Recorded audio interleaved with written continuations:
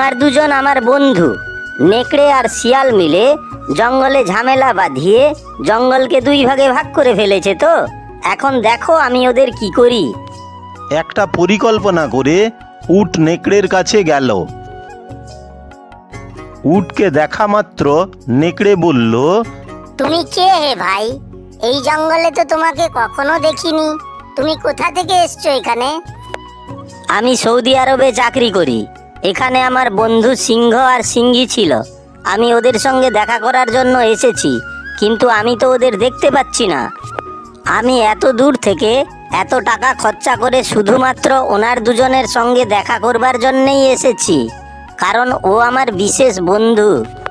আরে বাদ দাও ওদের সঙ্গে দেখা করার কথা, বরং আমার সঙ্গে বন্ধুত্ব করো, আমার সঙ্গে।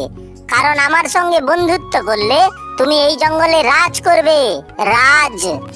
আমি এখানে রাজ করবার জন্য আসিনি। আমি এসেছি একটা বিশেষ জিনিস নিয়ে, ওই রাজাকে উপহার দেওয়ার জন্যে। কারণ ওই জিনিসটাই একমাত্র একটা রাজাকেই দেওয়া হয়। তাহলে তো তুমি ভাই একদম ঠিক জায়গাতেই এসেছো, কারণ আমি হচ্ছি এই জঙ্গলের রাজা। আমার রাজত্বে এই জঙ্গল অনেক বেশি ফুলে ফেঁপে উঠেছে, শান্তি বজায় রেখেছি।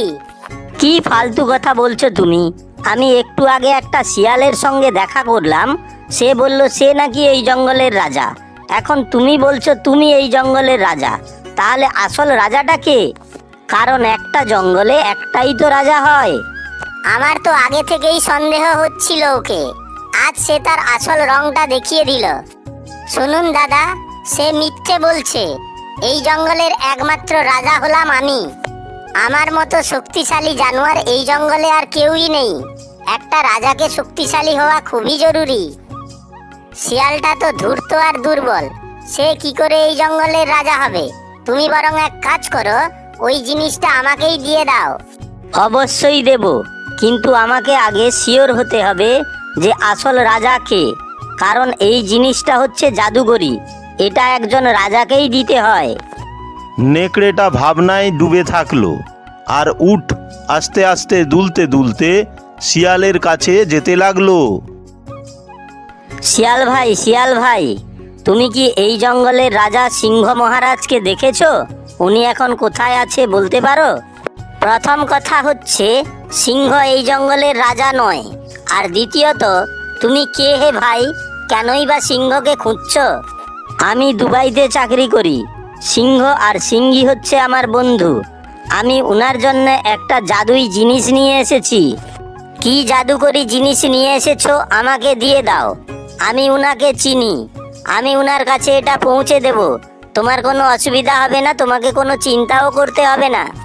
আরে আমাকে কি বোকা ভেবেছো নাকি? এমনি এমনি আমি বিদেশে চাকরি পাইনি। তুমি জানো এই জিনিসটা কেবলমাত্র রাজাকেই দিতে হয়। আরে ভাইয়া, তাহলে তো তুমি ঠিক জায়গাতেই এসেছো। কারণ এই জঙ্গল আমার, আমি এই জঙ্গলের রাজা, আমি এই জঙ্গলে রাজ করি। এ কি আজে বাজে বকছো তুমি? রাস্তায় আস্তে আস্তে নেকড়ের সঙ্গে দেখা হলো। নেকড়ে বলল সে নাকি জঙ্গলের রাজা। এখানে আসার পরে তুমি বলছো তুমি জঙ্গলের রাজা। বরং আমি এই জিনিসটা নিয়ে ফিরেই যাচ্ছি, এটা আমি কাউকেই দেব না। আরে থামো থামো, আমার কথাটা শোনো। ওই নেকড়ে হচ্ছে এক নম্বরের প্রতারক আর বদমাশ। সে এই জঙ্গলে প্রাণীদের মধ্যে ঝামেলা বাঁধিয়ে দিয়েছে, সিংহের সঙ্গে লড়াই করেছে, দিয়ে সিংহকে এই জঙ্গল থেকে বার করে দিয়েছে। তারপর ও নিজে রাজা হওয়ার চেষ্টা করেছিল, কিন্তু এই জঙ্গলের জানোয়াররা ওকে বাদ দিয়ে আমাকেই রাজা মেনেছে, আমাকেই রাজা বানিয়েছে।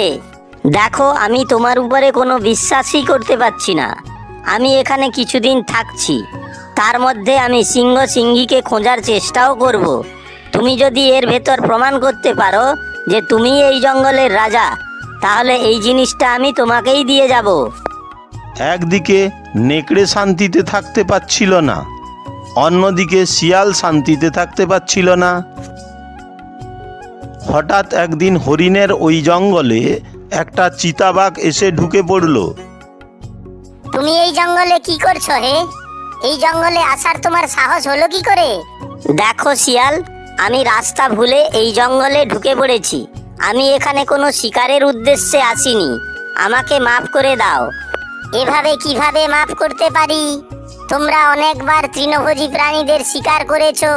সাথীরা, তোমরা এর উপর আক্রমণ করো আর একে মেরে ফেলো। তারপর সব তৃণভোজী প্রাণী মিলে চিতাকে পিটিয়ে দেয়। চিতা কোনো মতে নিজের প্রাণ বাঁচিয়ে পালিয়ে যায়।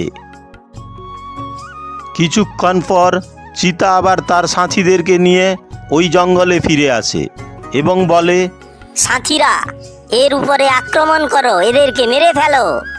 রক্তের নদী বইয়ে দাও, কারণ এই জঙ্গল দিয়ে যাওয়ার সময় এরা আমাদের ধরে মেরেছে।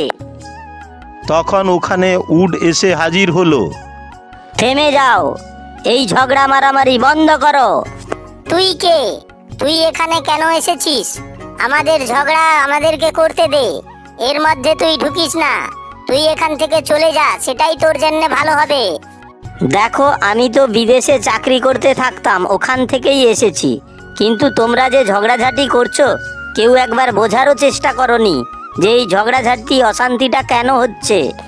তুমি কি জানো, এরা নিজেদের জঙ্গলের তৃণভোজী প্রাণীদেরকে শিকার করেছে, জঙ্গলের নিয়ম ভেঙেছে। তোমরাও তো আমাদেরকে নিষ্ঠুর, রক্ত খেকো, মানুষ খেকো জানোয়ার বলেছো।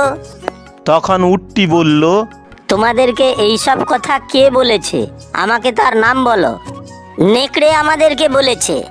সে আরো বলেছে যে সিংহ এদের পেছনেই আছে, তাই এরা জঙ্গলে এত বড় অশান্তি আর শয়তানি করতে পারছে। আমাদেরকেও তো শিয়াল বলেছে, সিংহ নাকি ওদের সঙ্গেই মিলে গেছে। এখন তো আমরা কিছুই বুঝতে পারছি না যে ব্যাপারটা কি হচ্ছে। আমি সবই বুঝে গেছি। শিয়াল আর নেকড়ে মিলে জঙ্গলকে ভাগ করে ফেলেছে নিজেদের স্বার্থে, নিজেরা রাজা হওয়ার জন্যে। তোমাদেরকে তো উল্লু বানিয়ে রেখেছে। যদি তোমাদের বিশ্বাস না হয় তাহলে তোমরা আমার সঙ্গে চলো, আমি প্রমাণ করে দিচ্ছি। অন্যদিকে শিয়াল আর নেকড়ের মধ্যে মারামারি শুরু হয়ে যাওয়ার উপক্রম। আচ্ছা, তাহলে এটাই কি সেই জাদুকরি জিনিস? এটাই কি ধরনের জাদু হতে পারে? এটা কি কাউকে রাজা বানাতে পারে, না কাউকে যাই খুশি করার পারমিশন দিতে পারে, না এর সাহায্যে একজন প্রাণী সব প্রাণীদেরকে দাস বানাতে পারে? নেকড়ে ওতে হাত দিবি না, কারণ ওটা সে গুড আমাকেই দিয়েছে। আমার বুদ্ধিমত্তার জন্য সে খুশি হয়েছে এবং এই জাদুকরি ছড়িটা আমায় দিয়ে গেছে। মোটেও না, এটা আমাকেই দিয়েছে, কারণ আমার ভয়ে কাঁপতে থাকা প্রাণীদেরকে দেখে আমার শক্তির প্রশংসাও করেছে, তারপরে এইটা আমাকেই দিয়ে গেছে। দেখো নেকড়ে, একদম মিথ্যা কথা বলো না। আমার বুদ্ধি ব্যবহার করেই তো তুমি এই জঙ্গলের রাজা হয়েছো, না হলে আজও তুমি ওই বুড়ো সিংহ আর সিংহীর পা চেটে বেড়াতে। দেখো শিয়াল, আমার শক্তির জোরে কিন্তু তুমি এই অর্ধেক জঙ্গলের রাজা হতে পেরেছো, না হলে তোমাকে একটা বেজিও লেজে পেঁচিয়ে ছুঁড়ে ফেলে দিতে পারতো। আচ্ছা, কিন্তু এই জঙ্গলে প্রাণীদের মধ্যে ঝগড়া লাগানোর আইডিয়াটা কার ছিল? সে আইডিয়া তো আমি দিয়েছিলাম না? তাই তো জঙ্গলের মধ্যে অশান্তি সৃষ্টি করে অর্ধেক অর্ধেক জঙ্গলের রাজা হতে পেরেছো। না হলে সিংহ আর সিংহী তো ওই ভালুকেই রাজা বানিয়ে দিত। তুমি বসে বসে আঙ্গুল চুষতে। কিছুদিনের মধ্যে আমি ভালুকে মেরে দিতাম আর এই পুরো জঙ্গলের রাজা হয়ে যেতে পারতাম। সে যাই হোক, আজ আমি তোমাকে মেরে এই জাদুকরি জিনিসটা নিয়ে যাব। আচ্ছা, তোর এত বড় ক্ষমতা, তুই আমাকে মেরে দিবি? আয়, তাহলে দেখি কার কত দম।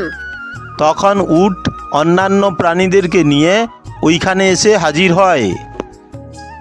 আচ্ছা, তাহলে এই ব্যাপার।